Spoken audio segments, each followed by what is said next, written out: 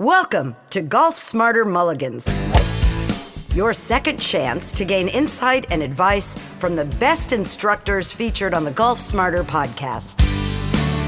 Great golf instruction never gets old. Our interview library features hundreds of hours of game improvement conversations like this that are no longer available in any podcast app. Anything that we need to think about, which could be, what club to hit, where to aim, all of those decision-making things need to be done and completed before you step into the shop, period. And so, just like you say, you need to get clear, you need to get the information about the decision, and then when you're committing to it and stepping into putting or hitting the shot, you need to be present and connected to the target. If you have to be over the ball and you're still concerned about alignment or thinking about your swing, it's impossible to be consistently good, and most often players get too tight and tense in the bodies too, standing there too long. With another interview from the archives of Golf Smarter, here's your host, Fred Green. Welcome to the Golf Smarter podcast, Pia. Yeah, hello, Fred. It's great to speak to you again. It's been many years since you guys, I guess since your last book came out is the last time you were on the Golf podcast, the Golf Smarter podcast. I know. This should be about almost 4 years ago. Yeah. It was late 2007, I think is what it was. But the first book was The Game Before the Game. Then you came out with Every Shot Must Have a Purpose, which is what we spoke about last. And now your new book is called Play Your Best Golf Now. Yeah. And you partnered again with Lynn Marriott on this book. When you guys, obviously when you're teaching, do you teach as a team as well, or you're both running Vision54 golf school as a team? Well, we do both, but the golf schools is both of us there doing our golf schools, and when we coach players, at times we work together and at times we split up. It all depends on how many players need help and what it is they need help with. But I've always felt like 4 eyes is better than only 2, especially when you have the same philosophy behind it.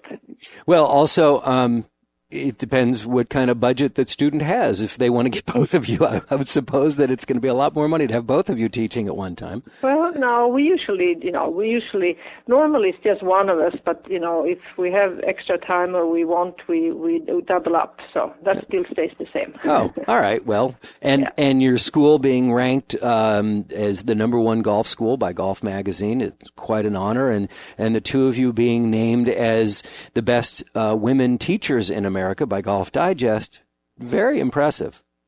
Yeah, it's actually, when you hear it yourself, you say, wow, that is like very, very, very fun. It's kind of hard to realize, actually, but, both, for me and for Lynn, both of us fortunately just absolutely love the game, and we love what we're doing, and we want to keep, learning and get better every year. Yeah, well, and it's an honor to have you on the podcast. And next week for our members only episode, we're going to spend some time with Lynn, and we'll keep this to 30 minutes today. But with Lynn, because it's a members only show, it could go up to almost an hour, and we'll just let it run depending on how much time we have. I'm curious, before we get into the guts of the book, how the two of you work with a writer. Do you sit down together with him, or it's Ron Sirac, or do you each take time and then he synthesizes what both of you have said and puts it together? How does that work? I know. Well, it starts with that, Lynn and I start talking and, discussing, and then we discuss with Ron and our agents, so we actually decide the book and the intention of the book. But then it's Lynn and me, we do drafts of thoughts of chapters and the main things we want to get across. And in our way of writing, we send it to Ron, and he's been just so incredibly wonderful to work with, because he takes it and make it sound better being a professional writer. And he's also attended our golf school several times, so he can see and hear and experience all the exercises. So he can sometimes put things together in our words better than we can ourselves.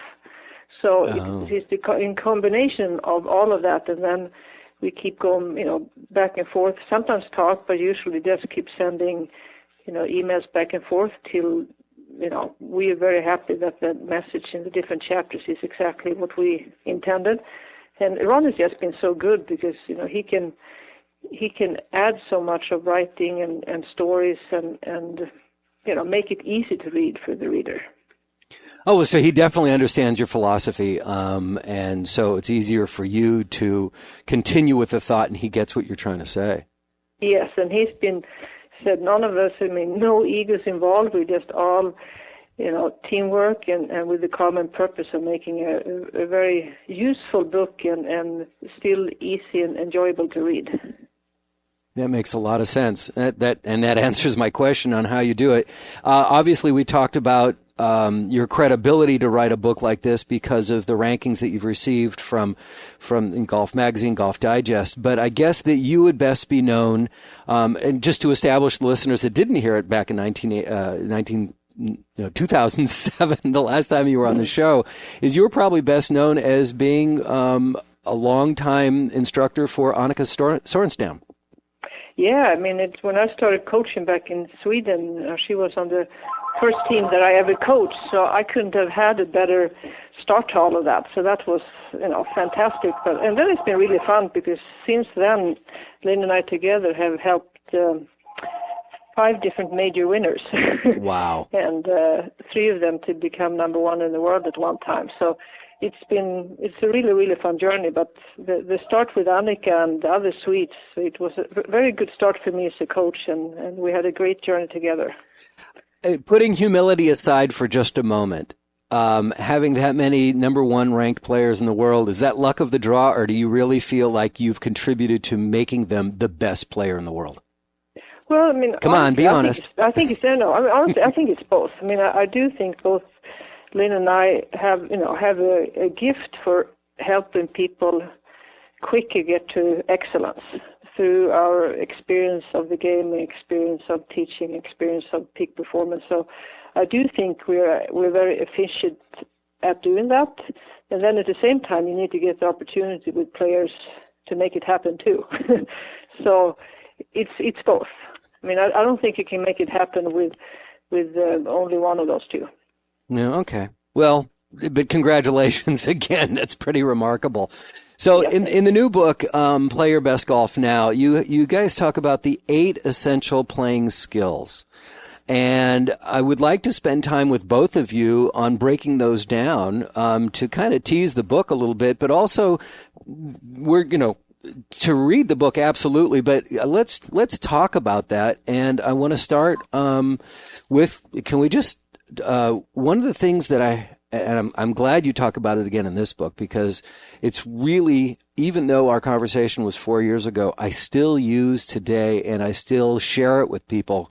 It was so valuable for me, and that's the concept of the thought box and the play box. Although for some reason I was calling it the thought box and the shot box. Yeah, for us, it doesn't actually matter what you call it. The only important just do it. No, yeah, and the important thing to understand that golf is no different than any performance.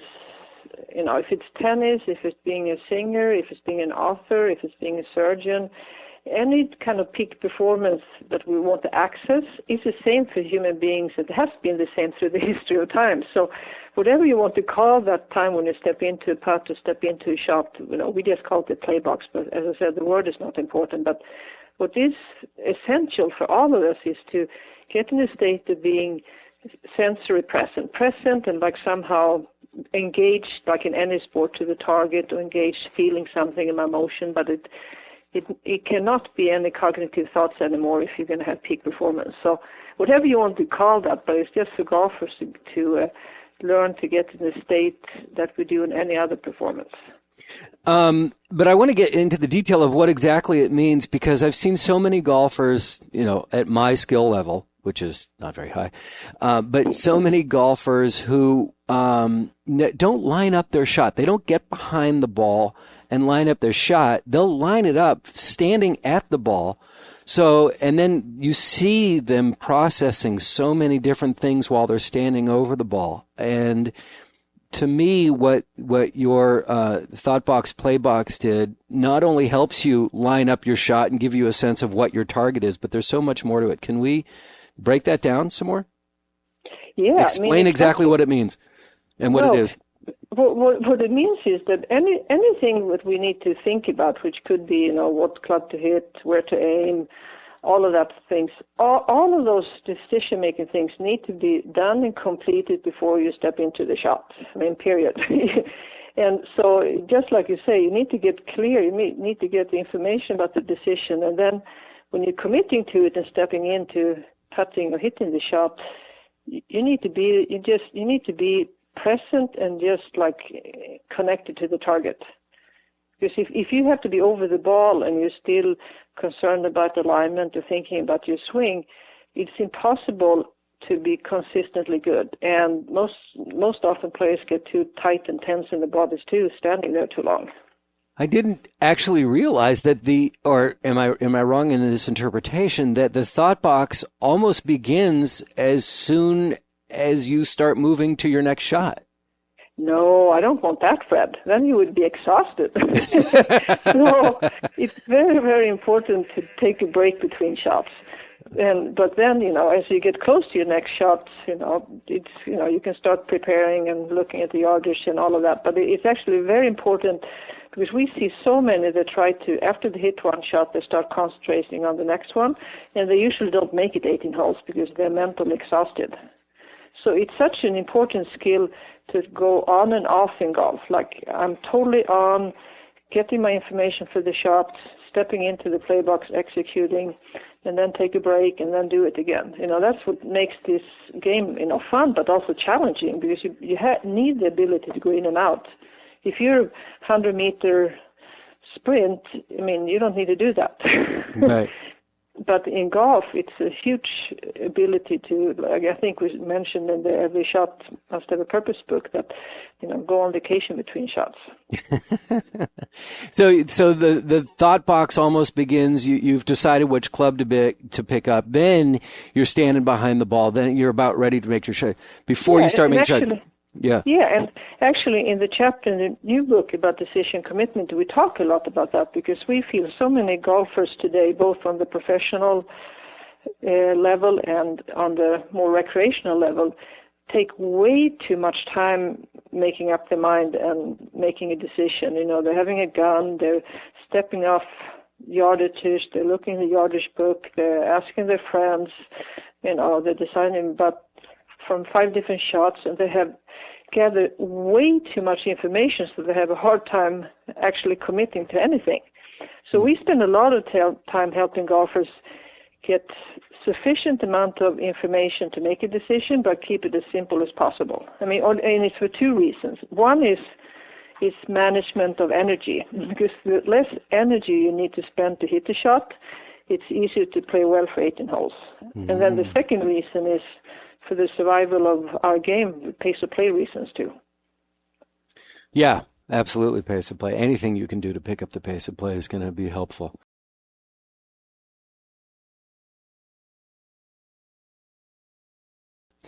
Pia, can we move on in your book? Actually, finding your balance, I think I would be the next place I'd like to go, is point number 3 in your 8 points, 8 essential skills, because balance, in watching the Masters recently, I just loved watching not the swing as much as at the end of the swing, how perfectly erect and their balance was. I know I have an issue, like after a swing, especially with my driver, I'll fall off line here. But balance is more than just your physical balance, right? Yeah, of course, it's balance overall, and also to realize when we play golf, most of the time all of us are somehow off balance.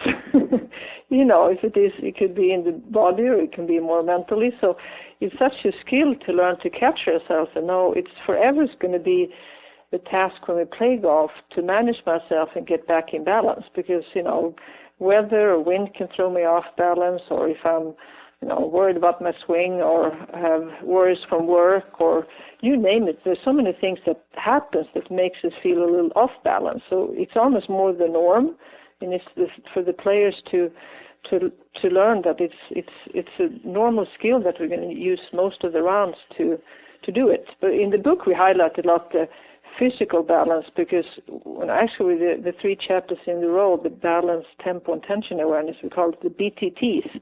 And the BTT, we think any golfer to check up on, because most of the time when the swings go off, it's because the balance is off, the tempo is off, or I'm creating tension. So balance you want to start with. and balance is like, it's like fresh produce. If we don't practice and nurture our balance, it goes bad. So we think it's such a simple thing that anyone, if you hit balls for 5 minutes before going to play, please hit a few shots with your feet together, hit a few shots on only one leg, hit a few shots closing your eyes. You always do things to nurture good balance, because you will be more likely to swing good. Yeah, and like fresh vegetables, I know it so well, because not only does it go bad, it stinks. Yeah, exactly. As does my game many days. I know.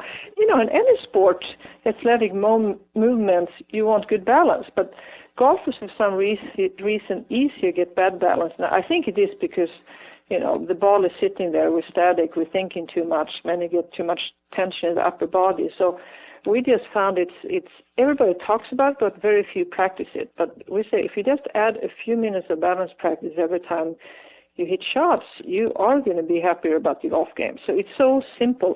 It's actually really fun at the Kraft Nabisco now. 2 weeks ago was we've never seen that before, but we realized how many more players we're influencing, because warming up in the morning, there were 4 players almost next to each other doing balance exercises at warm up before the round in the major, and it was so delightful to see. Well, so many. Anya Sato, Grace Park, Brittany Lincecum, Sophie Gustafsson, and it was very, very fun. Wow, great list.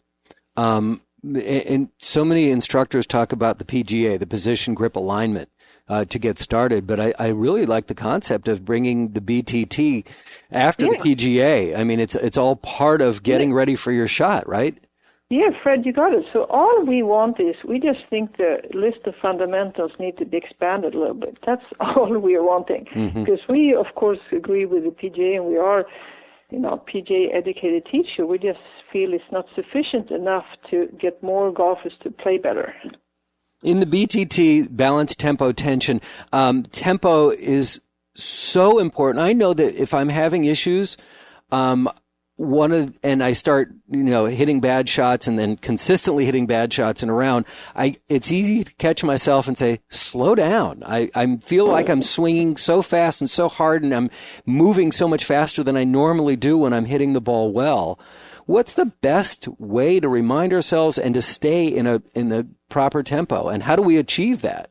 Yeah, and this is a thing, Fred, that is so important, because many are so aware of it, but then they don't know what to do about it. So the first thing is that you or me or anyone, we need to have the sense and awareness what different tempos feel like. So the most simple way to start, that we have anyone start making full swings with 25% of full tempo, 50, 75, and 100. Just can you make swings and actually feel the difference between 4 very different tempos? And many have never done that, and they don't know what we're talking about. But you cannot manage yourself in a golf course if you haven't first have the awareness what too fast swing tempo is like, what's too slow, and how you would change it. So it's, once again, it's nothing complicated. If you just add 5 minutes of that, 5 minutes balance, 5 minutes of tempo awareness exercises, you will be able to catch yourself on the golf course. And when you feel yourself going too fast, you're going to have an internal sense of, okay, next time I am going to feel like I'm swinging at 75% tempo, and you're actually going to know what that is. Can you give me an example of an exercise to keep our tempo in check? Yeah, but exactly. The most simple, like you just said, is that you learn to do the 4, 25, 50, 75, and 100, and can you feel the difference? And right. Most of the times when we do this, especially with the more the average golfer, they're in shock that when they drop down to 80 to 75% of full tempo, they suddenly start hitting it so much better. So that's where it starts. It needs to start there. But it also is another thing.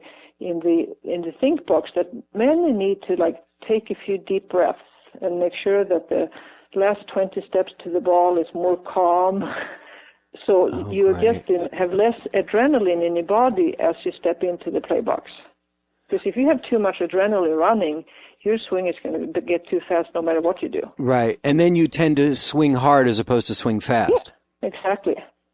And that could be swinging hard again creates tension. So we're back to the third T, the second T in the BTT, right? Is the tension. When you're swinging hard, you're swinging tense. Your knuckles are white. The shoulders are up. That's a big no-no. It totally messes up your mechanics.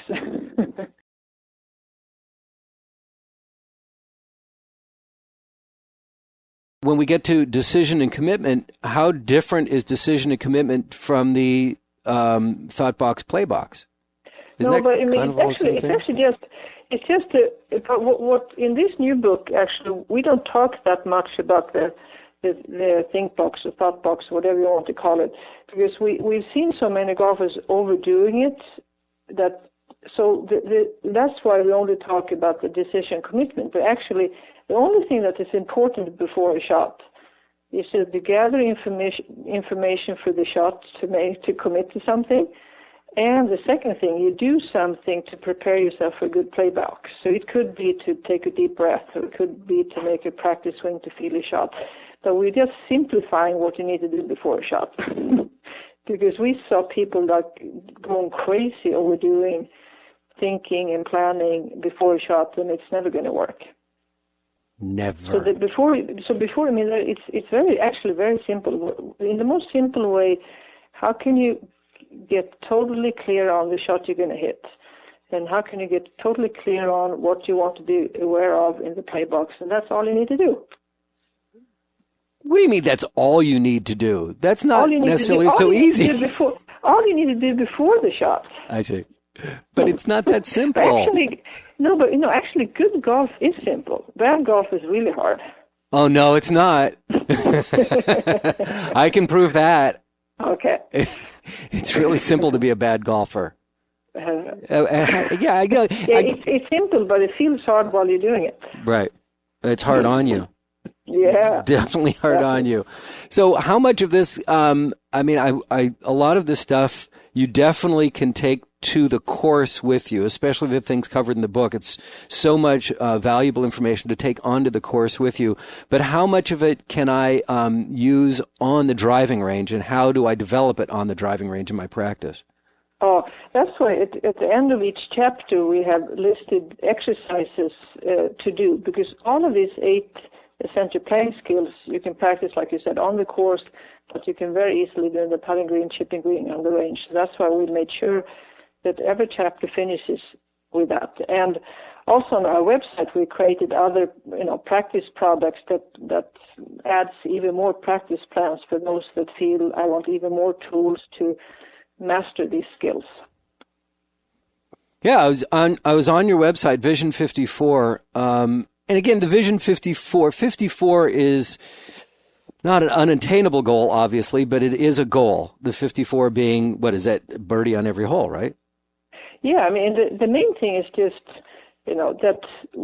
we believe, that golfers can shoot 54 or better. We don't know when, but we do think it's possible. So it's just symbolizes that the metaphor that we want to look for possibilities. Mm-hmm. But it doesn't mean for all of us that we need to shoot 54, but what it does mean, we want every golfer to look at the possibilities and dare to go for that and not putting limits on themselves. So, it started way back in 1991, my second year as a head coach in Sweden, and it started because I had all these young Swedish players that had a lot of talent, but they were very limiting in their thinking, and they kept telling me, Pia, come on, we can't be that good.